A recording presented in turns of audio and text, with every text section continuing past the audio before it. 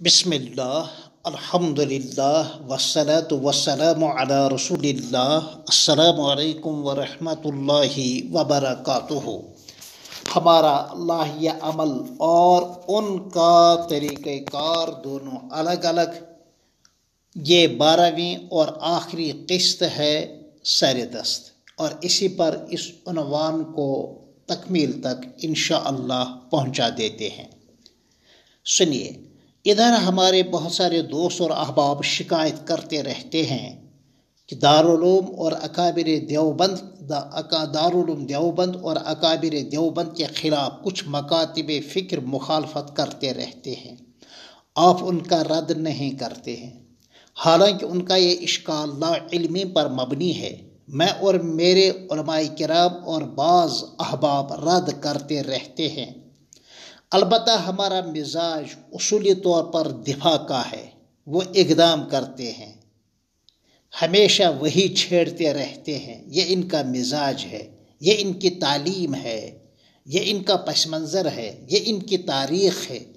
مجبوراً ہمیں بھی جواب دینا پڑتا ہے، جس کے کئی ایک واقعات کو اس سلسلہ وار عنوان کے تحت میں آپ کو ذاتی طور پر سنا چکا ہوں، دوسروں کا نہیں، ذاتی طور پر سنا چکا ہوں۔ دراصل ہمارے بڑے علماء کرام کے پاس اتنا وقت تو ہوتا ہی نہیں ہے۔ ادھر عالمی وبائی مرض کی وجہ سے جو صورتحال بنی ہوئی ہے وہ ہم سبوں کے سامنے ہے، جس کی وجہ سے ہمارے معاشرے کا سارا ڈھانچہ ہی تبدیل ہو گیا ہے۔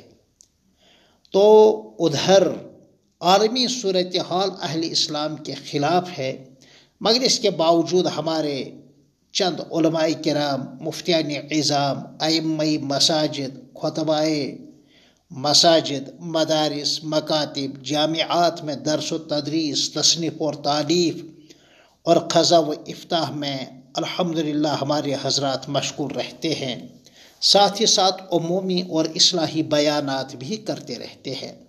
مجموعی طور پر ان کی سوچ اور ان کا فکر مثبت ہوتا ہے، جبکہ ہمارے مخالفین ہمیشہ منفی سوچ اور فکر کے حاملین ہوتے ہیں۔ یہ ایک نفسیاتی مرض ہے جو ہمارے ان مخالفین کو لگ چکا ہے اور دیمک کی طرح ان کو اندر اندر چاٹ رہا ہے، مگر ان کا یہ طریقہ عمل ان کی مجبوری ہے، جس کا ہمیں بھی احساس ہے۔ وہ ہمیشہ ہمارے ہر تقریر اور تحریر سے سیاق اور سباق سے ہٹ کر اپنے مضمون مقصد کے لیے کوئی بات نکالتے ہیں اور سوشل میڈیا پر بیانات داغتے رہتے ہیں۔ یہی ان بیچاروں کا کام ہے اور یہ کام ان کے اعلیٰ حضرت نے بخوبی انجام دیا ہے، اور یہ ان کی روحانی اولاد ہے۔ حتیٰ کہ ہمارے بہت سارے حضرات کو بھی اس کا علم نہیں ہوتا ہے کہ ان کے خلاف سوشل میڈیا میں ان معاندین اور مخالفین نے کیسی گند اچھالی ہوتی ہے، دوسرے لوگ جب انہیں بتاتے ہیں تب وہ جان پاتے ہیں۔ اس پر میں کہوں گا، اس سادگی پر کیوں نہ کوئی مر جائے اے غالب۔ یہ مثبت سوچ ہمارے اکابر اساتذہ کرام کو اکابر علماء اسلام سے وراثتاً ملا ہے، اور ہم نے اور ہمارے علماء نے اپنے اکابر اساتذہ کرام سے تعلیماً، تدریساً، تربیتاً اس کو لیا ہے۔ الحمدللہ۔ آپ کی دلچسپی کے لیے یہاں ایک واقعہ سنانے کو دل چاہتا ہے، اس سے بھی آپ کو اندازہ ہوگا کہ ہمیشہ یہی چھیڑتے ہیں اور یہ ان کا روزگار ہے۔ کوئی 14-15 سال قبل مسلم اوقاف ٹرسٹ جموں کشمیر اور حضرت بل سری نگر انتظامیہ دونوں نے مل کر بڑی تمناؤں کے ساتھ حضرت بل میں سیرت طیبہ کے حوالے سے خالص ایک علمی اور اصلاحی اور روحانی محفل کے انعقاد کا نظام بنایا تھا۔ بہت اچھی بات۔ اس حوالے سے انہوں نے بیرون وادی بریلوی مکتب فکر کے کسی بڑے ذمہ دار کو بھی دعوت دی تھی، جو ان کی بڑی غلطی ثابت ہوئی، اور دارالعلوم دیوبند سربلند کے نائب محتمم میرے استاذ حضرت مولانا قاری سید محمد عثمان صاحب منصور پوری دامت برکاتہم العالیہ، جو حضرت شیخ الاسلام مولانا سید حسین احمد صاحب مدنی رحمۃ اللہ علیہ کے داماد بھی ہیں، ان کو دعوت دی۔ بریلوی صاحب نے جو سٹیج سجا ہوا دیکھا اور حضرت بل کی نسبت سے عوام الناس کی عقیدت کو محسوس کیا تو اپنی فطری غباوت اور طبعی عناد اور فکری کجروی اور موروثی بغض اور حسد کے تحت اس شخص نے علماء دیوبند کے خلاف خوب وہی گھسے پٹے اعتراضات کیے، جس سے ماحول میں سخت کشیدگی پیدا ہوئی۔ بہرحال وہ بیٹھ گئے یا انہیں بٹھایا گیا۔ اس کے بعد ہمارے حضرت الاستاذ نے سیرت طیبہ پر بیان فرمایا اور حضرات اکابر علماء دیوبند کے حضرت صلی اللہ علیہ وسلم کے تئیں عشق اور وفا کی وہ حسین داستان سنا دی کہ لوگ اش اش کرنے لگے۔ سیرت طیبہ کی اہمیت و عظمت پر سیر حاصل بحث فرمایا اور بریلوی حضرات کے شبہات کے تسلی بخش جوابات بھی دیے۔ اس طرح یہاں بھی ان بریلویوں کو منہ کی کھانی پڑی اور دیوبند کے خلاف ان کی یہ سازش بالکل ناکام ہو گئی۔ الحمدللہ رب العالمین۔ جناب پروفیسر ڈاکٹر طاہر القادری خوب شہرت یافتہ ہے۔ میں نے ان کی چند کتابیں پڑھی ہیں اور ان کے کئی بیانات بھی سنے ہیں۔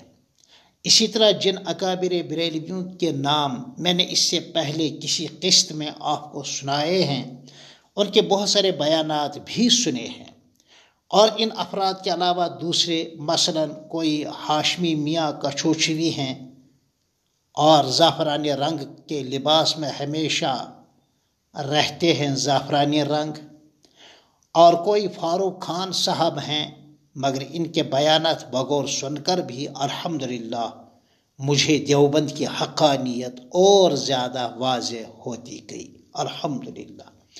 بہرحال دیوبندیوں، جماعت اسلامی والوں اور اہل حدیث برادری کے خلاف ان کا نظریہ تکفیر، انہیں بریلویوں کا متفق علیہ ہے۔ تاہم کئی حضرات ان سے اس مسئلہ تکفیر میں سخت اختلاف رکھتے ہیں۔ ان میں ڈاکٹر طاہر القادری بھی ہیں۔ پہلے وہ بھی بہت زیادہ سخت تھے، بہت زیادہ۔ چنانچہ کوئی 30 سال پہلے کی ایک ویڈیو تقریر میں نے کچھ عرصہ پہلے سنی، اس میں وہی جوش جوانی اور زور بیانی تھی جو عام بریلویوں کی عادت ہوتی ہے، خوب چیخنا، خوب چیخنا، خوب چیخنا۔ اس تقریر میں ڈاکٹر صاحب صاف لفظوں میں ختم نبوت کے حوالے سے اکابر علماء دیوبند کا کھلے عام ان کی زرعی خدمات کا اعتراف کرتے ہیں اور لوگوں سے کراتے ہیں، بالخصوص جب ختم نبوت آرڈیننس اور قادیانیت کو پڑوسی ملک میں حکومتی سطح پر غیر مسلم قرار دینے کے حوالے سے کہ علماء دیوبند نے اس مرحلے میں بھی ہراول دستی کی حیثیت کے مالک تھے۔ پھر اس کے بعد ڈاکٹر صاحب کہتے ہیں کہ ان گستاخوں یعنی اکابر علماء دیوبند کے خلاف ہمیں اسمبلی میں قادیانیوں کی طرح تحریک کفر و ارتداد پیش کرنا چاہیے۔ واہ واہ واہ قادری جی، کہ جس طرح قادیانی کافر ہیں اسی طرح نعوذ باللہ من ذالک یہ دیوبندی بھی نعوذ باللہ کافر ہے۔ اب طاہر القادری کا حال آپ سوشل میڈیا پر دیکھیں کیسے ہیں۔ ان سبوں کو یہ سزا اکابر علماء دیوبند کی روحوں کی طرف سے مل ہی رہی ہے، اور لوگوں کو اپنے موروثی عادات کے مطابق کھو ورگلاتے تھے، مگر ان میں اب قدرے تبدیلی آ گئی ہے۔ مگر من الظلمات الی الظلمات، مگر وہی زبان اور علماء دیوبند کے خلاف ان کا وہی کلام، البتہ تکفیر کے حوالے سے کف لسان کیے ہوئے ہیں۔ ہدایت بہرحال حضرت اللہ جل مجدہ کے ہاتھ میں ہیں۔ معلومات کی کثرت، زور بیانی اور طلاقت لسانی نہ تو معیار حقانیت ہے اور نہ ہدایت یافتہ ہونے کی دلیل ہے۔ یہ ہدایت خالص عطیہ خداوندی ہے، لہذا ہدایت کی، حق پر استقامت کی، ایمان پر خاتمے کی، آخرت میں نجات اور مغفرت کی دعاؤں کا اہتمام کیا کریں۔ اللہم اہدنا وسددنا وقاربنا ولا تزغ قلوبنا بعد اذ ہدیتنا اللہم وفقنا للطاعات والعبادات واختم لنا بالسعادة والإيمان وارحمنا عند الموت واغفر لنا بعد الموت ولا تعذبنا بعد الموت یا خالق الحیات والممات یا حنان یا منان بحرمت اشہد ان لا الہ الا اللہ وحدہ لا شریک لہ واشہد ان محمدا عبدہ ورسولہ۔ برج صغیر میں آخری بات عرض کرنا چاہوں گا کہ برج صغیر میں الحمدللہ ہمارے تمام دینی اداروں میں 250 سے چلا آ رہا درس نظامی رہا ہے۔ اس درس نظامی کی کئی کتابیں جماعت اسلامی اور اہل حدیث کی جامعات میں شاید آج کل بھی داخل نصاب ہیں، البتہ اکثر کتابیں دیوبندی اور بریلوی جامعات میں شامل تدریس و تعلیم ہے۔ آپ ذرا سروے کر لیں، پھر دیکھیں کہ درس نظامی کی کتابیں ان کے اردو، عربی، فارسی شرحیں، تعلیقات، تراجم کی کتابیں سب سے زیادہ کن کی ہیں اور کون ان کو چھپا رہے ہیں؟ الحمدللہ علماء دیوبند ہی کو آپ اس میدان میں سب سے آگے پائیں گے، اور بریلوی حضرات انہی کتابوں سے برابر استفادہ کرتے رہتے ہیں۔ پھر ایک ایک شامل درس کتاب کی کئی شرحیں ہوتی ہیں۔ اسی طرح دورہ حدیث شریف میں شامل کتابوں بخاری، مسلم، ابو داؤد، ترمذی، نسائی، ابن ماجہ، شمائل ترمذی، موطا امام مالک، موطا امام محمد، شرح معنی الآثار کا حال ہے۔